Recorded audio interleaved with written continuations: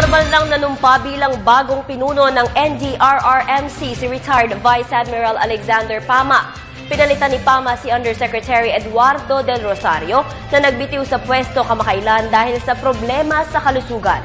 Narito ni Waywaya Macalma. Handa sa mga hamon ng kalamidad.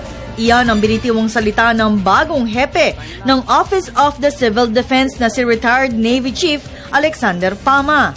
This is indeed a very, very challenging job. That is a fact that does not escape me. And suffice it to say, I'm coming into the job with the eyes wide open. We anticipate the challenges that are before us. Unang misyon ni Pama bilang hepe ng OCD ay pag-aralan ang lahat ng bagay mula sa rehabilitasyon sa mga sinalanta ng Bagyong Yolanda hanggang sa paghahanda sa panahon ng tag-ulan. Anya, magkakaroon ng sunset review ang OCD kung saan makikita ang naging pagkukulang ng ahensya at kung papaano ito mareresolba. Wala namang ibinigay na payo ang kabababang opisyal na si Undersecretary Eduardo Del Rosario para kay Pama dahil alam niya ang kakayahan ng bagong talagang opisyal na dati ring naging opisyal sa AFP.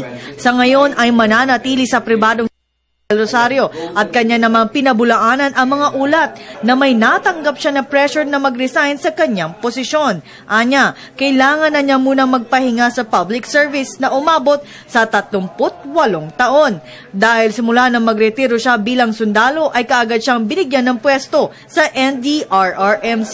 I don't have any regrets because I am very thankful to the President and the Secretary of National Defense because my stint here at the Office of Civil Defense had broadened my perspective about governance, the challenge of serving again our country and people. Okay, nagpapasalamat dahil personally, malaki ang karanasan at experience ko na nakuha dito sa Office of Civil Defense. In the meantime, enjoy my retirement, which I did not enjoy when I retired from the military service in 2012 because in less than 2 months, I was again tapped to head the Office of Civil Defense. So it was more than 38 years of almost continuous government service.